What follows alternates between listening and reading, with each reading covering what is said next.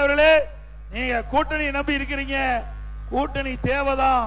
ஆனா அண்ணா திமுக தலைமையிலே அமைக்கப்படுகின்ற கூட்டணி வலுவான கூட்டணியா இருக்கும். பாருங்க, கொடி பறக்குது. எப்படி இருக்கீங்க? எடப்பாடி இந்த ஸ்பீச் தான் பயங்கர வைரல். என்னப்பா டிவிக்கு ஏடிஎம்கே கூட போய் சேரப்போதா? ஏடிஎம்கே தான் பிஜேபி கூட இருக்கு. பிஜேபி தான் விஜய் அவர்களுடைய கட்சிக்கு கொள்கையை தெரியாச்சு, அப்புறம் எப்படி போய் சேரப்போகுதுன்னு 1008 டிஸ்கஷன், பயங்கரமான வைரல் நியூஸ் இப்படி தான் போய்கிட்டு இருக்கு தமிழக வெற்றி கழகத்துடைய இன்றைய நிலைமை. உண்மையாலுமே என்னப்பா நடக்குது? கூட்டணி சேர போறாங்களா சேரலையா அப்படின்றது தான் எல்லாருக்கும் ஒட்டுமொத்த கேள்வியா இருக்கும். அந்த கேள்விக்கான பதில தான் இந்த வீடியோவில் பார்க்க போறோம். ஆனா கூட்டணி சேர்ந்தாலும் அதோட முடிவை விஜய் அவர்கள் எடுக்க போறது இல்லை அப்படின்றத மட்டும் நான் கன்ஃபார்மா சொல்லுவேன். ஏன்னு கேட்டீங்கன்னா அது வேற ஒரு சக்தி தீர்மானிக்க போகுது. இந்த வீடியோ பார்த்து முடிக்கும் போது தமிழக வெற்றி கழகம் அதிமுக கூட கூட்டணி சேருமா சேராதுன்றதை நீங்க புரிஞ்சுப்பீங்க.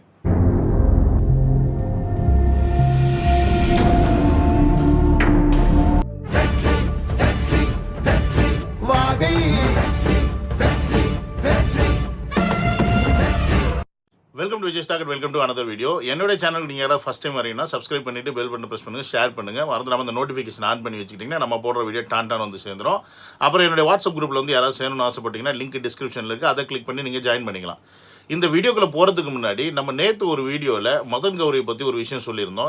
என்ன வந்து இன்னொரு ஐடி விங் கிட்ட காசு வாங்கி விஜய் அண்ணாக்கு எதிராக video போட்டியாமேன்னு Borrelly rumour fake news. ஆனா இதுல பண்ண ஒரு பெரிய லூப் ஹோல் என்ன தெரியுமா? எல்லாம் சரி, எங்க அண்ணனுக்கு எதிராக நான் வந்து காசு வாங்கிட்டு வீடியோ போட்டிருக்கேன்னு ஒரு ஃபேக் செட்டப், கம்ப்ளீட் செட்டப் பண்ணி ஒரு பெரிய ஸ்கேம் தமிழ்நாட்டுல நடக்குது. அவரு ஓப்பனாவே வீடியோ போட்டாரு, இது ஃபேக், இது உண்மை இல்லை, நான் போய் எங்க அண்ணனுக்கு எகென்ஸ்டா காசு வாங்கிட்டு பண்ணுவேனா அப்படின்ற ஒரு விஷயத்தை அவர் பதிவு பண்ணிட்டாரு.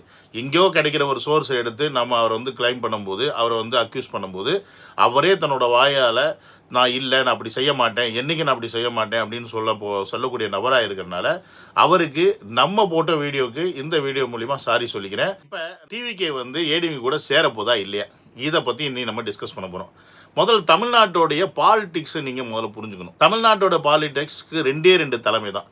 ஒன்று டிஎம்கே, இன்னொன்று ஏடிஎம்கே. டிஎம்கே கூட இருக்கக்கூடிய கட்சிகள் என்னன்னு பார்த்தீங்கன்னா கம்யூனிஸ்டாக இருக்கட்டும், விசிகா இருக்கட்டும், முஸ்லீம் லீக், இந்த மாதிரி பல இதர சின்ன சின்ன கட்சிகள் எல்லாமே, வேல்முருகன் கட்சி, இந்த மாதிரி கட்சிகள்லாம் இருக்கு.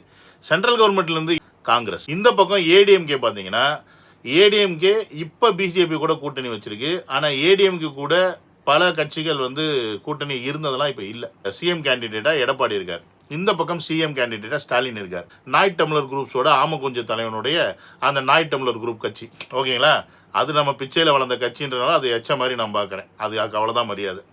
இப்படி தமிழ்நாட்டு அரசியல் ரொம்ப ஆரோக்கியமாகவும் ரொம்ப சந்தோஷமாகவும் தான் குடும்பத்துக்கு கொள்ளையடிச்சு நாம மட்டும் சந்தோஷமா வாழலாம் அப்படின்னு சொல்லிக்கிட்டு இந்த பக்கம் திராவிட மாடல் ஆட்சி வந்து சந்தோஷமா கொள்ளையடிச்சுக்கிட்டு இருக்க.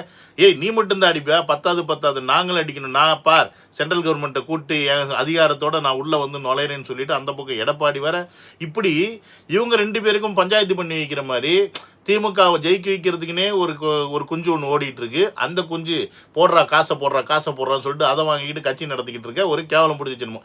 இப்படி தமிழ்நாட்டோடைய அரசியல் இந்த பொலிட்டீஷியன்ஸுக்கெல்லாம் ஆரோக்கியமாக போய்கிட்டு இருந்த நேரத்தில் தான் தொப்பக்கட்டின்னு ஒருத்தர் வந்து குதிக்கிறார். யார் அவர் தான் நம்ம தளபதி. தமிழக வெற்றி கழகம் அப்படின்னு ஒரு கட்சி, ஒரு இணை கட்சியாவோ துணை கட்சியாவோ இல்லை துண்டு கட்சியாவோ ஆரம்பிக்காம தமிழக வெற்றி கழகம் அப்படின்ற ஒரு கட்சியை ரொம்ப சிம்பிளாக ட்விட்டரில் ஆரம்பிச்சு, ஆனால் இன்னைக்கு ஒட்டுமொத்த உலகமே திரும்பி பார்க்க வச்ச ஒரு நபர் யாருன்னு கேட்டிங்கன்னா அதுவும் நம்ம தளபதி தான். ஏன்னா கட்சி ஆரம்பிக்கும் போது அதை மிக பிரம்மாண்டமாக பிரபலப்படுத்தி எல்லாருக்கும் தெரிகிற மாதிரி கட்சி ஆரம்பித்தாங்க. ஜஸ்ட் ட்விட்டரில் கட்சி ஆரம்பித்ததுக்கே இவங்க எல்லாம் பயங்கரமாக கதற ஆரம்பிச்சிட்டாங்க. ஏன்னு கேட்டிங்கன்னா இவர் கட்சி ஆரம்பித்ததுக்கு அப்புறமா தன்னுடைய எதிரி யாருன்னு பேரை சொல்லாமல் இந்த பக்கம் திமுகவும் அந்த பக்கம் பிஜேபின்றத சொல்லிக்கிட்டே வந்தாலும் இவங்க வாயில பேரை சொல்ல, இவங்க வாயில வட சொல்ல, இவரு பேரே வராதா, இவர் பயப்படுறாரா, இவர் வீட்டு வட்டர் மாட்டாரா, ஆச்சா பூச்சான்னாங்க. கடைசியில் கொள்கை எதிரி பிஜேபி, என்னுடைய அரசியல் எதிரி திமுக அப்படின்னு போட்டு உடச்சிட்டாப்ல. எங்கே முதல் மாநாட்டில். இந்த மாநாடு வரைக்கும் ஒரு ஆமக்குஞ்சு ஒன்று எப்படியாவது தம்பி கூட ஒட்டிக்கலாம், இல்லை எப்படியாவது தம்பியை தவன் கூட வச்சு நம்ம வந்து அந்த முதலமைச்சர் நாற்காலில் போய் உட்காந்து குளிர்காயலான்னு நினச்சிக்கிட்டு இருந்த நேரத்தில் ஆப்பு வச்ச மாதிரி இவருக்கு சொன்ன ஒரு சில டைலாக்கெல்லாம் நம்ம தளபதி பேசுனால அந்த காண்டில் இவர் ஆகிட்டார். ஆக்சுவலி அந்த காண்டிலலாம் ஆகலை. உண்மையான காண்டு என்னென்னா விஜய் அவர்கள் ஏதாவது ஒரு ஸ்டாண்ட் எடுத்திருந்தா நம்ம ஈஸியாக அடிச்சிருக்கலாம். ஒன்று திராவிடன் எடுத்திருந்தா நான் திராவிடத்தை எதிர்க்கிறேன் அதனால விஜய் எதிர்க்கிறேன்னு சொல்லிடலாம். இல்லை தமிழ் தேசியத்தை எடுத்திருந்தா என் கூட வந்து சேர வேண்டியது தானே, என் பாயிண்ட் ஆஃப் வியூ இல்லை, அவர் வந்து தமிழ் தேசியம் சொல்லிட்டு திராவிடத்துக்கு ஏற்ற மாதிரி தான் பேசியிருக்கேன் அப்படி போயிடலாம். ஆனால் இந்த மனுஷன் தமிழ்நாட்டில் திராவிடம் தமிழும் வந்து ரெண்டு கண்ணா பார்க்குறாங்க, அதனால நான் ரெண்டையும் எடுத்துக்கிறேன்னு சொல்லிட்டு வந்துட்டானே என்ன பண்ணுறது அப்படின்னு முழிப்புதிங்கி உட்காந்து உடனே எதுக்கு ஆரம்பிச்சு தன்னுடைய எஜமானருக்கு யாரு திமுகவுக்கு ரொம்ப விசுவாசமாக ஆரம்பித்தான் நம்ம ஞாயிற்றமிழ ராமகுஞ்சி. இதெல்லாம் தெரிஞ்சு தளபதி அவர்கள் சைலண்டாக தான் போயிட்டு இருந்தால் நமக்கு எல்லாருக்குமே தெரியும். அந்த பக்கம் அவனை கண்டுக்கிறதே கிடையாது. ப்ளஸ் அதே முதல் மாநாட்டில் தளபதி என்ன சொல்லிட்டாரு, நான் கூட்டணிக்கு ரெடி ஆகியிருக்கேன், என் கூட வந்து யார் சேர்றீங்களோ என்னுடைய தலைமையில் கூட்டணி, அதாவது நான் தான் சிஎம் கேண்டிடேட்டு, என்னுடைய தலைமையில் யார் கூட்டணிக்கு வந்தாலும் நான் ரெடி. அது மட்டும் இல்லாமல் இது வரைக்கும் இந்திய வரலாற்றிலே யாரும் செய்யாத ஒரு விஷயம் என்னன்னு கேட்டிங்கன்னா, ஆட்சியிலும் பங்கு அதிகாரத்திலும் பங்கு அப்படின்ற ஒரு ஓப்பன் ஸ்டேட்மெண்ட் கொடுத்தும் இன்னைக்கு வரைக்கும் பெருசாக கட்சியை நோக்கி நபர்கள் வரல. அப்படின்னும் போது தமிழக மக்களாக நீங்கள் புரிஞ்சுக்கணும், இருக்கிற ஒட்டுமொத்த பொலிட்டீஷியன்ஸ் அப்போ எவ்வளோ பெரிய அயோக்கியம் பாருங்க. மக்களுக்கு நல்லது செய்யறதுக்கு வாங்கடானா வரமாட்டாங்க, ஆனால் பேரம் பேசி கூட்டணி வைக்கிறதுக்கு பொட்டியாக வாங்கிட்டு போய் கூட்டணி வச்சுப்பாங்க. இதுதான் தமிழ்நாடு பாலிடிக்ஸில் இத்தனை வருஷமாக இப்படி தான் போய்கிட்டு இருந்துச்சு. அதை வந்து தோலுற வச்சு இன்றைக்கி மக்களுக்கு காட்டின ஒரு முகம் அப்படின்னா அது தளபதி. இந்த தளபதியோட முகம் ஒட்டுமொத்த தமிழக பொலிட்டிஷியன்ஸுக்கும் தலைவலி ஆரம்பிச்சிருச்சு. என்னையா தனியாக வந்தார், இப்போ ட்விட்டரில் கட்சி ஆரம்பித்தா பெருசாக ஒன்றும் அங்கங்கே போகல, மக்களை போய் சந்திக்கலை, அப்படியே மக்களை சந்திக்கணும்னா கூட வெளில வராமல் அவர் வீட்டுக்கு வர வச்சு பார்க்குறாரு அப்படின்னு ஏகப்பட்ட நியூஸை இவருக்கு அகேன்ஸ்டாக பரப்புனால் வச்சாலும் விஜயவர்களுக்கு இருக்கக்கூடிய அந்த மாஸில் 1% கூட இறக்க முடியல அப்படின்றது இவங்களுக்கு புரிஞ்சு போச்சு. இத்தனைக்கும் ஒரு தனி மனுஷன் ஒரு 2 ஆளும் கட்சியை எதிர்க்கிறாருன்னா யோசிச்சு பாருங்க. இந்த பக்கம் தமிழ்நாடு, அந்த பக்கம் பிஜேபி, இது ரெண்டுமே இந்தியாவை ஆண்டிட்டு இருக்க ஒரு கட்சி, ஒன்று தமிழ்நாடு ஆண்டிட்டு இருக்க கட்சியை நான் தனியாக வந்து எந்த ஒரு அரசியல் பின்புலமும் இல்லாமல் வேற எந்த ஒரு பேக்ரவுண்ட் கட்சி, உதாரணத்துக்கு ஒரு காங்கிரஸ் போலியோ இல்லை ஏடிஎம்கே போன்றையோ பழந்தின கட்டப்பட்ட கட்சிகள் எந்த ஒரு சப்போர்ட்டுமே இல்லாமல் தனியாக ஒருத்தர் வந்து எதுக்குறானா காண்டாகுமா ஆவாதா? நீங்களே சொல்லுங்கள். செம்ம காண்டாகும்ல. அது நேரத்தில் இவர் வந்து ஏடிஎம்கே பற்றி பெருசாக விமர்சிக்காமல் இருந்தோன்னே ஏன் திமுக விமர்சிக்கிற ஏடிஎம்கே விமர்சிக்க மாட்டேங்கிற அப்படின்ற ஒரு டாக்கை வந்து கிரியேட் பண்ணிகிட்டே இருந்தாங்க. விஜய் அவர்கள் ஒரு கேட்டை ஓப்பனில் தான் வச்சுருந்தார், அதெல்லாம் வந்து நம்ம மாற்றுக்கிறது சொல்ல முடியாது. ஒரு எண்ணம் கூட இருந்திருக்கலாம் அவருக்கு வந்து ஸ்டார்டிங்கில் வந்து நம்ம கட்சி ஆரம்பிக்க போகிறோம், சரி ஒருவேளை பிஜேபி கூட ஏடிஎம்கே கூட்டணியில் நம்ம சேரலாம் அப்படின்ற ஒரு மைண்ட் கூட இருந்திருக்கலாம். இருந்தாலும் தவறு கிடையாது அப்படின்னு தான் நான் சொல்ல வரேன். இது என்னோட பாயிண்ட் ஆஃப் வியூ. இருந்துச்சா இல்லையா நமக்கு தெரியாது. ஆனால் விஜயோடைய எண்ணத்தில் கூட்டணி எண்ணத்தில் மாற்றம் வருது. எப்போ வருது? மாநாடு, மதுரை மாநாட்டில் பார்க்குறாரு, பிரம்மாண்டமான கூட்டம், நம்மளை தேடி இவ்வளோ பேர் வராங்களா அப்படின்ற அந்த அன்பை பார்க்குறாரு. அதற்கப்புறமா மக்கள் சந்திப்பு நிகழ்த்த போகிறேன்னு சொல்லிட்டு திருச்சிக்கு இறங்குறாரு பார்த்தீங்களா, அன்னைக்கு தான் அவர் ரியலைஸ் பண்ணுறாரு, என்னடா ஒரு ஊருக்குள்ளே வர்றோம் இவ்வளோ பேர் நம்மளை பார்க்க வராங்களே, இவ்வளோ மக்கள் நம்ம வந்து கொண்டாடுறாங்களே அப்படின்னு அங்கேருந்து அவர் வந்து தன்னுடைய நிலைப்பாட்டில் கொஞ்சம் கொஞ்சமாக மாறுறாரு. மக்கள்கிட்ட கேட்கலாரு, கூட்டம்லாம் வந்து ஓட்டா மாறாதுன்னு சொல்கிறீங்களே, ஓட்டா மாறாதா அப்படின்னு கேட்கும்போது இல்லை நாங்கள் ஓட்டு போடுவோம் அப்படின்னு சொல்கிறாரு. அந்த இடங்களுடைய பிரச்சனையை எடுத்து பேசுகிறாரு. அங்கே இருக்க மந்திரிகளை தாக்குறாரு, அங்கே இருக்க எம்எல்களை டைரக்ட் அட்டாக் பண்ணுறாரு. ஏன் இந்த மாதிரி ஒரு கட்டமைப்பை நீங்கள் கொண்டு வந்திருக்கலாமே அப்படின்னு கேள்விகளை எழுப்புறாரு. ஏன் இந்த வளர்ச்சி பாதையில் நீங்கள் போகல அப்படின்னு அரசாங்கத்தை பார்த்து ஸ்ட்ராங்கான கேள்விகள் எழுப்புறாரு. இப்படி எழுப்பும்போது ஆட்டோமேட்டிக்காக இந்த ஆளும் அரசாங்கத்துக்கு அது மிகப்பெரிய தலைவலியாக போகுது. இந்த மாதிரி ஒரு பாலிசியை வந்து எந்த ஒரு அரசியல் கட்சி தலைவரும் செஞ்சது கிடையாது. இப்போ எடப்பாடி பிரச்சாரத்துக்கு போவார், நீங்கள் என்ன செய்தீர்கள் தெரியுமா, அந்த ஆட்சியில் அதை செஞ்சுட்டீங்க, இந்த ஆட்சியில் இதை செஞ்சுட்டீங்க, நீங்கள் அதை கொடுக்குறீங்க சொன்னீங்களே கொடுத்தீங்களா, இதை கொடுக்குறீங்க சொன்னீங்களே கொடுத்தீங்களா, நான் வந்தால் இதை செய்வேன் அப்படின்னு சொல்லுவாங்களே ஒழிய அந்த இடத்திற்குரிய அந்த தொகுதியுடைய வளர்ச்சி மேம்பாட்டுக்கு என்ன தேவைன்றது எந்த தலைவரும் பேசினது கிடையாது. அது பேசின ஒரே தலைவன் தளபதி விஜய் அவர்கள் மட்டும்தான். இப்படி போய்கிட்டு இருக்கும்போது இந்த சனிக்கிழமை பிரச்சாரத்தை எப்படியாவது சகனி வேலை பண்ணி நாசம் பண்ணணும்னு நினச்சிக்கிட்டு இருந்த டிஎம்கேனால ஒன்றுமே பண்ண முடியல. ஏன்னு கேட்டிங்கன்னா இந்த பக்கம் அவ்வளோ பெரிய பொருட்செலவில் திடீர்னு இளையராஜாவுக்கு பாராட்டு எடுக்கிறாரு. அவருக்கே சேர்ந்தேன், யோ எனக்கு ஏன் பாராட்டு வேலை இந்நேரத்தில் எடுக்கிறீங்க அப்படின்னு. அப்போ அந்த வியூஸ் பார்த்தீங்கன்னா நக்கிட்டு போகுது. கார்த்திகேயன்லேருந்து வெற்றிமாறன்லாம் கூப்பிட்டு ஒரு ஸ்கூலுக்கு பசங்களுக்கு ஒரு விழா எடுக்கிறாங்க, அதுவும் யாரும் பார்க்குறதா இல்லை. ஸோ ஒட்டுமொத்த சனிக்கிழமையும் விஜய் மட்டும்தான் ஃபோக்கஸ். அவர் வீட்டில் கிளம்புறதுலேருந்து வீட்டு திருப்பி போய் சேர்ற வரைக்கும் அவர் தான் ஃபோக்கஸு. சேனல்ஸோட டிஆர்பிலாம் எகிரிட்டு போகுது. ஒரே நேரத்தில் 3 கோடி பேர் 4 கோடி பேர் லைவில் பார்க்குறாங்க.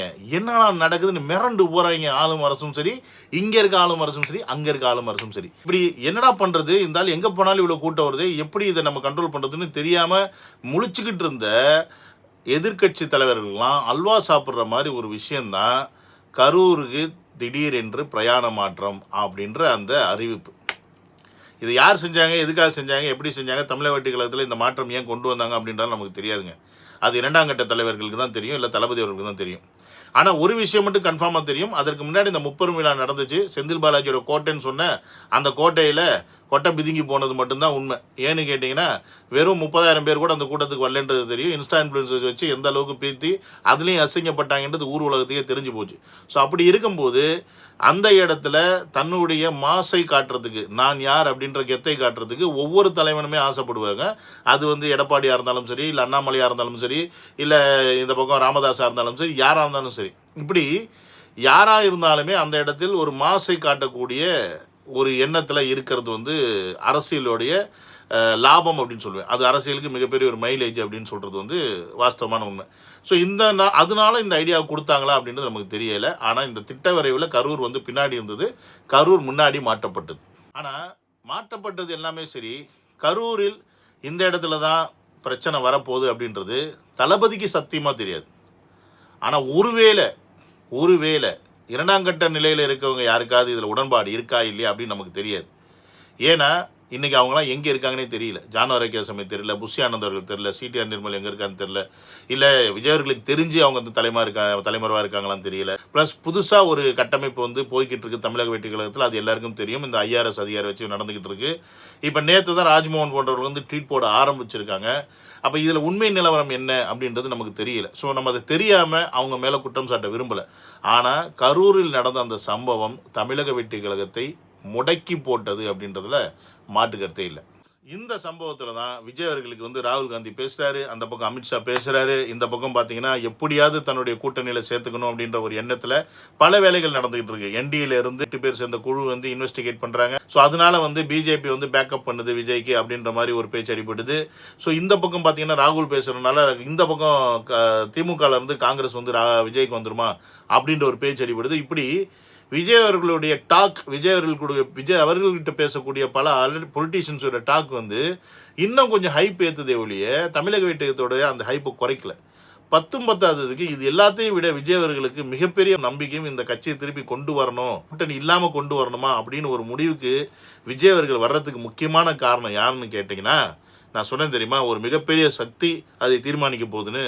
அது யாருன்னா அது நம்ம தான் மக்களே, நம்ம தான் அதை தீர்மானிக்க போகிறோம். ஏன்னு கேட்டிங்கன்னா, நம்ம கொடுத்த இந்த ரிப்போர்ட்டில் விர்ச்சுவல் வாரியர்ஸ் அதிலே முக்கியமாக நடந்த விஷயங்களை எடுத்து போட்டு அப்டேட் பண்ணி பல அவதூறுகள்னு சொல்லி அரெஸ்ட் பண்ணுவேன்னு சொன்னாலுமே பயப்படாமல் பல லட்சம் பேர் இந்த விஷயங்களை எடுத்து பரப்புனதாக இருக்கட்டும், பெரிய பெரிய பத்திரிகையாளர்கள் இவங்க அரெஸ்ட் பண்ணி இந்த விஷயத்துக்கு திருப்பி இவங்க மூக்காடப்பட்டதாக இருக்கட்டும், இது எல்லாமே விஜய் அவர்களுடைய மிகப்பெரிய ஒரு நம்பிக்கை வந்து கொடுத்துருச்சு. சரி, நம்ம மேலே அன்பும் பாசமும் வச்சுருக்க இந்த மக்களை நம்ம கைவிட்டக்கூடாது, இந்த கட்சியே தோண்டு போகக்கூடாது, திருப்பியும் வந்து தட்டி மேலே கொண்டு வரணும் அப்படின்ற முடிவுக்கு வந்துட்டார். அதில் மாட்டுக்கிறதே கிடையாது. இப்போ நான் சொன்ன மாதிரி நம்ம தான் வந்து அவருடைய மாற்றத்துக்கு காரணமாக இருப்போம். ஒருவேளை அவர் திருப்பியும் கூட்டணிக்கு போய் வைக்கிறார் அப்படின்னா இந்த கட்சி அடுத்த லெவலுக்கு எப்படி போகுது அப்படின்றத பொறுத்து தான். நான் நேற்றே சொன்ன மாதிரி இந்த கட்சியை இனி கட்டமைக்க வேண்டியது தளபதி மட்டும் கிடையாது. ஏன்னா ஒருத்தர்னால முடியாது. அவர் தலைவராக இருக்கலாம், அவர் முகமாக இருக்கலாம், ஆனால் ஒரே இடத்துல அவர் எல்லா வேலையும் செய்ய முடியாது. அப்போ அவருக்கு உறுதுணையாக இருக்கக்கூடிய நபர்கள், அவர் வந்து யாரெல்லாம் வந்து அடுத்தடுத்த கட்ட நிர்வாகிகளை போடுறாங்களோ அவங்க அடுத்த லெவலில் செய்யக்கூடிய வேலைகள்.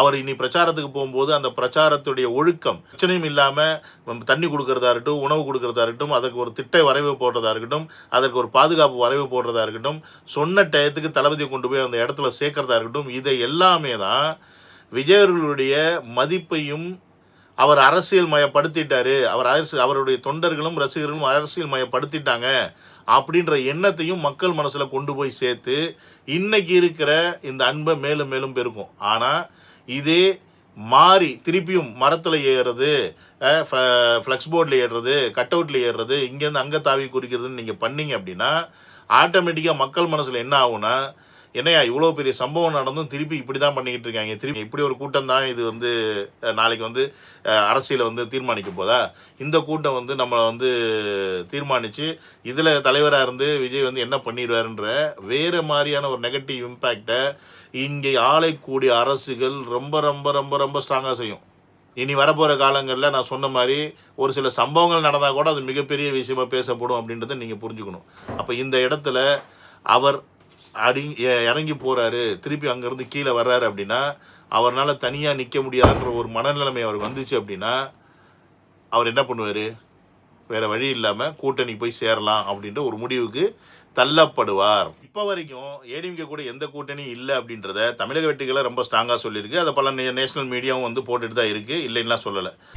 Big news coming in an unmissable gesture that the AIDMK is warming up to pulling actor TVK, this is actor and politician Vijay's party into an alliance. The opposition ஆனால் தளபதி அவர்கள் ஏடிஎம்கே கூட போய் சேர்றதா, இல்லை காங்கிரஸ் கூட சேர்றதா, இல்லை தனியாக நிற்கிறதா அப்படின்றத நாம தான் முடிவு பண்ணுறோம். மக்களாகிய நாம் அவருக்கு கூடிய சப்போர்ட்டு தான் அதை முடிவு பண்ண போகுது அப்படின்றத நீங்கள் கிளியராக புரிஞ்சுக்கிட்டீங்க அப்படின்னா இந்த நீங்கள் எதிர்பார்க்கக்கூடிய இந்த தேவையில்லாத கூட்டணி பேச்செல்லாம் குழி தோண்டி புதைக்கப்படும். இந்த பக்கம் ஏடிஎம்கே கூடயோ இல்லை இந்த பக்கம் டிஎம்கே நம்மளை மிரட்டுதுன்னு மிரண்டு போய் இல்லை பயந்து போய் வேறு ஏதாவது கட்சியோடைய வந்து முடக்கிட்டு போகிற திட்டத்திலையோ விஜயவர்கள் கிடையாது அப்படின்றத நீங்கள் தெளிவாக புரிஞ்சுக்கலாம்.